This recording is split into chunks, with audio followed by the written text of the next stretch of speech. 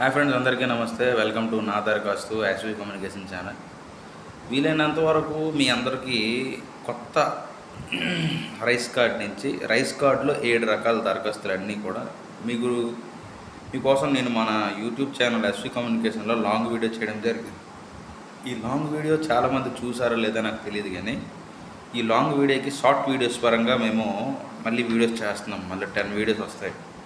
అయితే రైస్ కార్డులో ఆధార్ షీడింగ్ కొరకు దరఖాస్తు ఉంటుంది కదా, ఇక్కడ చాలామంది ఇది ఏంటనుకుంటారు, ఏదో చిన్నపిల్లలకి అనుకుంటారు. దీంట్లో ఇంకో ఇది కూడా ఉంది. ఇక్కడ పేరు అంటే సరిచేయవలసిన వ్యక్తి పేరు అనుకున్న అప్లికేషన్లో కరెక్ట్గా ఉంటుంది. చూడండి, ఇది అప్లికేషన్. ఓకేనా?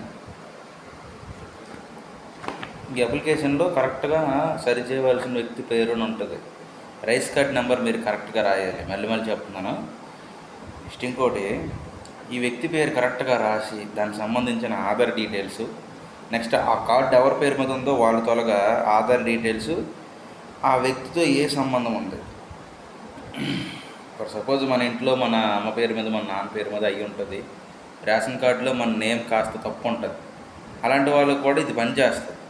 కాకపోతే మీరు సచివాలయంకి వెళ్ళి ముందు ఈ ఆప్షన్ అనేది వర్కింగ్లో ఉందా లేదా పూర్తిగా ఒకసారి చెక్ చేసుకోవాలి మీరు.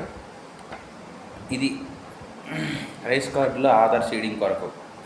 నెక్స్ట్ 5 years కంప్లీట్ అయిన పిల్లలకి ఖచ్చితంగా ఆధార్ షీడింగ్ చేస్తే వాళ్ళకు కూడా రేషన్కి ముద్రలు వేయించండి, తప్పేం లేదు.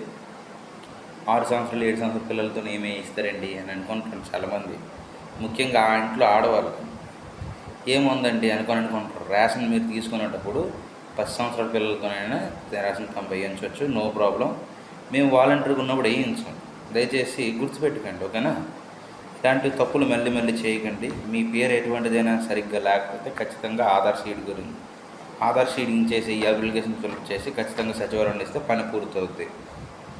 నెక్స్ట్ ఇంకోటి, ఆధార్ కార్డు కరెక్ట్గా ఉండాలి, డీటెయిల్స్ అన్నీ కరెక్ట్గా ఉండాలి, ఓకేనా? ఈ అప్లికేషన్ తొలగా వర్క్ ఇది.